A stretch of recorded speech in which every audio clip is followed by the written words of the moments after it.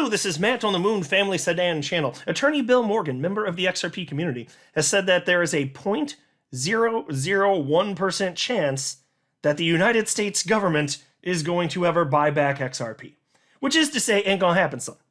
And he even said the idea of the United States government buying back XRP for $50,000, which is a thing that people really believe might happen. I know it's in Looney Tunes land as far as I'm concerned. The idea is, he says that's also a 0.001% of a chance, which is, again, just another way of saying ain't gonna happen. It's definitely not going to happen. And I made a video on this topic literally just yesterday. And some people formed some opinions and had some ideas about what I was trying to say before completing watching the entire video, and posted some comments. So I hope that you ended up going back and watching the rest of the video, because there are some people that thought that it was an outright attack on Jimmy Valley of Valhalla Capital. If you watch the video, then you know that I said I think Jimmy Valley seems like a nice guy. I said I don't think that he's doing anything fraudulent whatsoever. I went out of my way to state I do not believe he's doing anything fraudulent, because there are people that have asserted that he is. I see zero evidence of that being the case, and so I wanted to make sure that I'm on the record saying I don't even think he's doing that. I just think he's saying some stuff that doesn't make a whole lot of sense.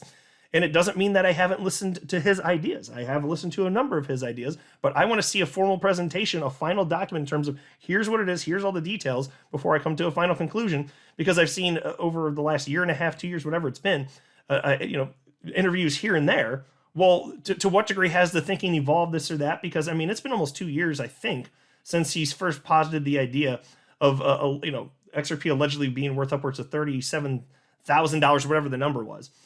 And also, I do want to note this as well. If you paid attention and you watched the whole video, you will note that I critiqued almost zero of Jimmy Valley's positions having to do with an alleged buyback.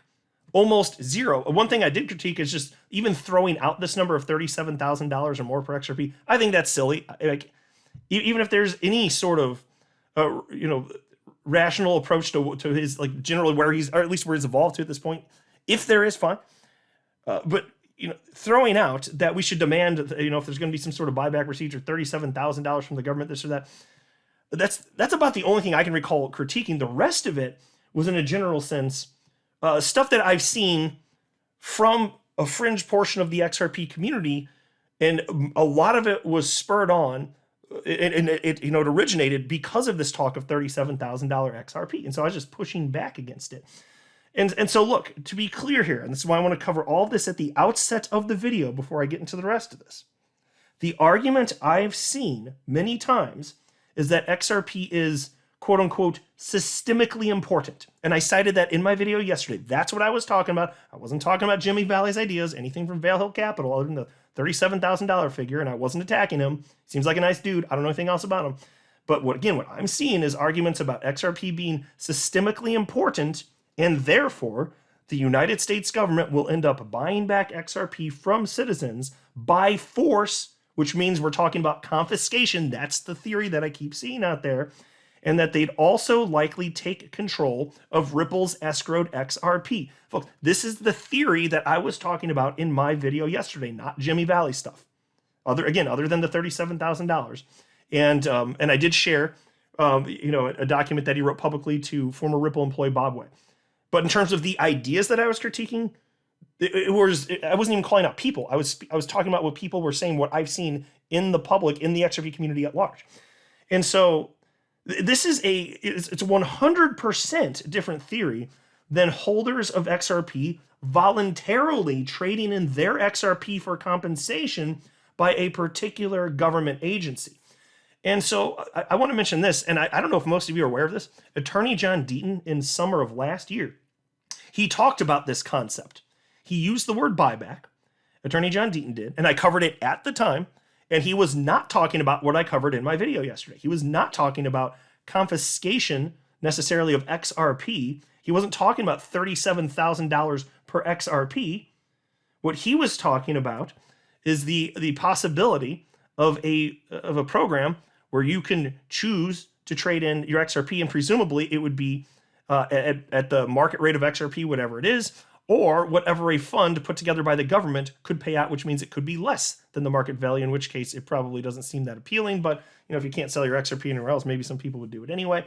That is completely different than what I was talking about though yesterday. So I want to just be clear. People are here. This is where things get hairy. When you use the same word, in this case buyback, to convey two completely unrelated ideas, then people talk past one another. And so this is why I want to be very clear here. People are using buyback for completely unrelated ideas. I was talking about the crazy Looney Tunes land stuff where XRP is confiscated, ripped out of the hands of XRP holders in the United States. And as terrible as that is, it's not that terrible because then you get $37,000 or $50,000 per coin, which is ridiculous. It's never going to happen. I mean, can you imagine the outcry from everybody else in the United States upon learning this? Like here, it's because basically at that point you're just like, you win the lottery and you win the lottery because reasons and you win the lottery because reasons. It's completely ridiculous. That's not going to happen. The United States government is not in the business of just making random people randomly rich. Not like that. Not like that anyway. Just a random little lottery. No, I mean, there's favoritism, but that's a whole different concept also. So it's ridiculous stuff here. So I'm going to circle back to what John Deaton had to say, but first let me get through some additional stuff. My fellow XRP YouTuber, Crypto Eddie, had a question, which is on your screen. I don't feel like I need to necessarily read it, but she had this whole list of questions to Jimmy Valley about what he has to say regarding this proposed buyback, this or that. And although Jimmy Valley, he's been in a number of interviews, I've seen a number of the interviews over the last couple of years, or however long it's been, in terms of what is the current state of things, what's actually being proposed, what are the specifics. If you want to really dig in, that's what Crypto Eddie is doing here, because she's asking questions that haven't been answered, like crucial key questions, which I think is a good thing, frankly. I've asked questions. Crypto Eddie's asked questions. Matt Hamilton, who was on your screen there, if you're looking, you can see he's asked questions. But Matt Hamilton responded to Crypto Eddie and said, "Come on, Eddie, it is all a complete fantasy. There is no scenario in which a buyback makes any logical sense." And again, to be fair, like he's asked questions, I've asked questions, Crypto Eddie's asked questions, so I actually don't mind the questions being asked whatsoever personally. And then a Ripple employee, Neil Hartner, jumps in, and he responded to Matt Hamilton. He said, "I watched the YouTube interview she referenced, and I still can't make sense of it. But Jimmy Valley is clearly smart and not just an NPC repeating FOMO. I'd love to see him explain it to someone like Matt Hamilton and answer questions." And this is where Matt Hamilton jumped in and said, again, and he said, "I have asked repeatedly, but they won't ever dare answer questions in public." Yeah, and so there's still stuff like what Crypto Eddie's been asking. I haven't seen clear answers. There's some sort of general idea of this or that about protecting, some sort of loose idea of protecting XRP holders by working something out before we'd even be at the phase where a buyback happens. And though in this context, what we mean by buyback is, an opportunity to voluntarily sell your XRP if you so choose. And so working out a price beforehand, that's a very different idea than what I was discussing in the video. It's just that, again, when people are using one word to describe two completely polar opposite ideas or unrelated ideas, like that's where the confusion comes in.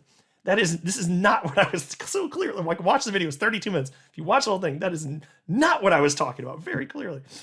And so then there was also here in this separate thread, my fellow XRP YouTuber Mikkel wrote the following to me. "In the highly unlikely scenario that XRP itself was deemed an unregistered security, wouldn't that make every single one of us in violation of trading unregistered securities unless accredited? So therefore, unless we would get grandfathered in, there would need to be some action. Basic question, if XRP itself is a security, it's illegal for retail to trade. Therefore, what is the resolution? In my eyes, in that scenario, a government buyback could have some small chance. Thoughts? I'm not sure what would happen." And let me just pause and say here, like, if we ever get to the point where the other idea, like in terms of the government offering a program happens, that's the end of XRP in the United States. That's what that means will have happened at that point. Because that only happens if the decision officially comes down that it cannot be traded. The retail investors it cannot be. That's the end of XRP in the United States. You sure you want that, folks? You can slap the word buyback on there to make it solicit ideas that, look, when people hear buyback in the community, I'll just tell you this, it doesn't seem to me that this is what most people are talking about. They're talking about, some huge, because it's XRP is systemically important. I've been hearing this for the longest damn time. And big payday, this or that. In reality, it would mean it's the end of XRP in the United States, and maybe you get something that's at market value, but it might be less. Are you sure you want this? Because there's some people that are not only thinking it's likely, they want this to happen. I don't think they fully thought this through. And then they're slapping the word buyback on various things. And so anyway, I responded to Mikkel here, and I wrote the following. And by the way, to be clear, I'm not asserting that he was saying any of that. I'm just sharing thoughts here. But it's perfectly reasonable what Mikkel stated there and what he's asking. And so I responded and said, under such a scenario, presumably that's where Section 4 would come in, which only applies if there were indeed unregistered securities transactions in secondary markets. It's an exemption. The question is, what would be allowed moving forward? And it would be best to ask the attorneys within the community on that one. Yeah, and so to be clear, under Section 4, that only kicks in if XRP itself is found to be a security, so we really don't want that. But there could be exemptions for people who traded it, like you and me, in secondary markets. So yeah, I'd want the exemption if that happened, but I don't want that to happen, okay? And so in terms of what would happen, under such a disastrous scenario, that's where I need additional thought from attorneys within the community. But to say it for the 13 millionth time, this is different than the idea of the government coming in and confiscating XRP because it's systemically important. That's why I broke it down, this idea that they do this, and then people say, well, people came in and our United States government rather came in and people had to trade their gold close to 100 years ago. It's the same thing. Well, you tell me you can't happen. And I say, no, it's not the same thing. Not even close to, as I mentioned in a video yesterday, because that was because gold was backed by the United States dollar at that time. XRP is not backing and never will back the United States dollar. It is not remotely the same thing, not even close to being the same damn thing. That's the stuff I was talking about in my video yesterday. That's why it's so frustrating that there's so much confusion around what people are talking about, because we're using the same definition to mean completely unrelated things. So now I'm addressing the other thing in this video. That's why I'm making this video. And because people clearly didn't finish watching the video and made assumptions about me like attacking Jimmy Valley, but I was like, if you clearly watched like 5 minutes of the video then, because it's not even close to what I was communicating. So anyway, Mikkel then did tag several attorneys within the XRP community, and he wrote, my assumption is that if XRP is an unregistered investment contract, then there is a non-zero chance Ripple or the government would be forced to provide compensation for those willing to give it up. And so at this point, attorney Bill Morgan, member of the XRP community, jumped in and he shared his perspective, and it is as follows. The worst case scenario, if the token itself is declared a security, and in the improbable scenario, the whole world follows the United States, is that XRP cannot be traded except by accredited investors or through a broker. It would then be difficult to use for quick payments, suppressing one of its best features. The government could seize it, but in many countries, such as Australia, the government would need to pay fair compensation, which may not be that great if a loss to the extent of XRP being a security tanks its market price. So pause here. What he's talking about is a hypothetical, which is also different, in which governments the world over are seizing XRP. And by the way, I have seen other people discuss hypotheticals. I've talked about them too, because I don't think they're remotely reasonable. And there's some people in our community that really do think that's reasonable. Again, because they say XRP is systemically important. And I just roll my eyes when I hear that. No offense, bro, but that's ridiculous. Like that's a silly idea. It really is a completely ridiculous idea. Because where does the value of XRP come from? Well, it comes from the people that are building on top of it and the speculators. And if you remove all the developers and the entrepreneurship and all the open market price, then it's not worth a damn thing. The humans trading it are who determine what the price is. And the price is, in particular, as markets mature, I believe, will increasingly be based on utility. It's not sufficiently based on utility today. It is to some degree. I've talked about that before. But you would be taking all of that away. And so the government's never going to do this. No governments are going to do this, certainly not on a global scale, because there's no damn incentive. If you're ripping the actual value away from it, then you just have this asset XRP that's worth nothing. You'd be just as well to create a brand new token, because that also starts with zero value. And there's a lot less hassle in doing that, which is why it's a completely silly idea. So it's perfectly fine for Bill Morgan's running a hypothetical. I run hypotheticals, all sorts of people. That's totally fine. This is not a critique against him, just to be super duper abundantly clear, especially after people made some damn assumptions yesterday. That's why I'm being extra clear in this video. No, I'm not critiquing him or Mikkel or Matt Hamilton or Crypto Eddie, anybody, or Neil Hart. I'm not critiquing any of them in some sort of negative, harsh way. Not Jimmy Valley, none of them, okay? Then Bill Morgan continues. He says, you could still, as a holder, use it for peer-to-peer payments if someone accepted it in exchange for goods or services, and it would still be a fast transfer. Regulators could even try and suppress that by regulating wallet providers, but even without a wallet, you can transfer it. The chances of the above scenario are 0.001%. So folks, again, as I cited at the outset of the video, it ain't happening. It is not happening. Okay, super duper clear. There's not a chance in hell, not a snowball's chance in hell. I mean, if you want to say non-zero chance, I get where Mikkel's coming from. That's fine, but it ain't happening. Right? It's the idea of that, specifically is laid out there. No. Now, if you do believe, and the reason I'm saying that though is because I don't believe in the disaster scenario. If you're saying that the disaster scenario is here, so now this is a different frame of mind here. If you're saying the disaster scenario is here, XRP is dead in the United States, then I no longer state that there's a snowball's chance in hell. But I just don't think XRP is going to be dead in the United States. That's why I'm saying that. And then Bill Morgan says, the chances for a buyback at $50,000 on any legal basis are about the same. So at this point in time, I responded to Bill Morgan with this GIF from the Jim Carrey movie Dumb and Dumber from, I guess, was the mid 90s-ish. I can't remember what year it was. And it's this GIF showing part of the scene where he's speaking to this woman. It's so long I can barely remember, but the woman, he's like hitting on the woman or something. And he says, he's trying to go out with her, something to that effect. And he's like, so is there a chance that we could go out? And again, I'm completely paraphrasing, so I'm sorry if I'm bombing this completely. And then the woman's like, there's not a very good chance. And then Jim Carrey, he says something like, so like what? Like not a good chance, like a 1 in 100 chance? And then she says, more like 1 in a million chance. And then Jim Carrey's character in Dumb and Dumber gets all excited. He starts smiling. He goes, so you're telling me there's a chance? I love that gift. That is absolutely fantastic. So again, here you've got a 0.001% chance this could all happen. That's what Bill Morgan says, Attorney Bill Morgan. So you're telling me there's a chance. There we go. That's all I need to hear. And I'm thrilled, right? Just like the character from Dumb and Dumber, Jim Carrey's character. Mikkel XRP jumps back in and he says, thanks, Bill Morgan. While I think the chance of XRP being declared a security are very low, this is certainly something to think about.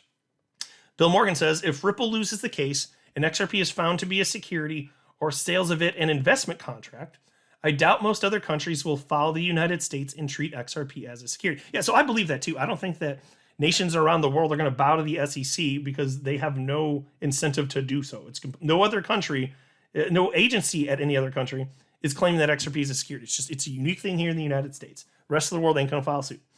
Mikkel then says, I agree. It would likely just be an attack on retail U.S. holders. That begs the question of why. Bill Morgan says, that is a good question. So much focus on whether the Howey test applies to cryptos, but not so much focus on why the SEC embarked in about 2017 to try to cram crypto into the Howey framework at all. It must know it regulatory equivalents in other countries are not in step. Mikkel says, quick question, even if XRP is a security only in the United States, wouldn't this only affect retail? Accredited institutions and investors could still use it regardless of XRP registration status, ? And the next part, this part is really interesting. So here's what Bill Morgan had to say on this. Check this out. And he's right. That is the problem. If I have to use a broker, say to make a cross-border payment, then I have to, number one, add an intermediary that the utility of the tech does not require. Number two, increase the cost because the broker will charge a fee. And three, increase the time and delayed the payment. So think about this. When it comes to the usage of XRP, we can transfer back and forth to one another, and it's so cheap, it's basically free. It's a fraction of a penny, right, in terms of United States dollars. We can do that today. You'd be talking about the government coming in and saying, okay, well, we know it does that, but we need to add an unnecessary middleman because reasons. And then that middleman gets got to make something because it's going to cost them something to exist, and that's going to slow things down.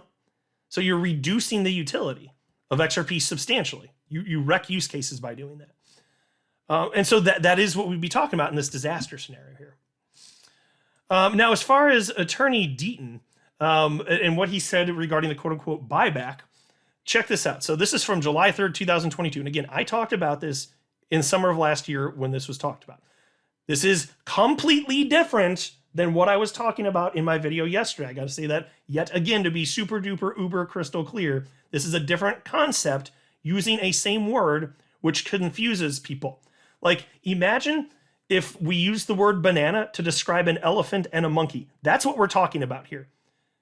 And then people can say, but you said the banana was so-and-so. No, and you said the banana was so-and-so. But one's talking about a monkey and one's talking about an elephant. Like, it doesn't make sense. You see the problems here, right? And so again, this community member on July 3rd of last year named John said, so what happens to XRP holders if XRP is declared a security and has to be registered with SEC? Looks like no one is explaining this part. Very good question. What happens to XRP if it has to be it's declared a security, has to be registered with the SEC? Well, Attorney Deaton said, most likely the status quo would remain in effect during an appeal.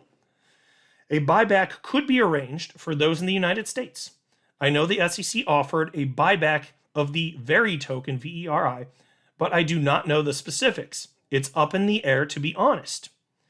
Now, XRP community member Castia jumped in, and I'm very glad that he did, because he recognized you use the word buyback, since people have so many different ideas of what the hell that means, completely unrelated concepts. Castia recognizes this, and he was trying to prevent people from getting into Looney Tunes land here, and so he wrote the following to John Deaton. He said, hello, John Deaton. Unfortunately, crypto Twitter is a space that can run wild off the mention of things like buybacks. Can you please explain your usage of the term before others try to explain what you mean without knowing? Cashy gets a golf clap right there. Oh, hell yeah, exactly. Recognizing that people are using one word to maintain completely different ideas. Just imagine that you're trying to articulate an idea, and then people are saying, people say, well, you're clearly wrong because look at the so-and-so facts over here. And if the so-and-so facts over there are correct, you can say, okay, but it doesn't mean I was wrong because that's not what I meant by the word. See how messy it gets. I hate this. And then John Deaton says, I was referencing the Veritasium case. My understanding is the SEC sees 98% of the VERI tokens. The SEC created a fund from the money it seized and offered VERI holders a buyback if they sold the tokens back to the SEC at a set price. So there you go. To be clear, this is nothing to do. He's not talking about a forced confiscation. He's not talking about $37,000 XRP. And even if you're trying to negotiate a price with the government, if you freaking start with $37,000, that is absurd. Even if you're talking about something similar to what Attorney Deaton is talking about, $37,000? Like, who's going to take you seriously?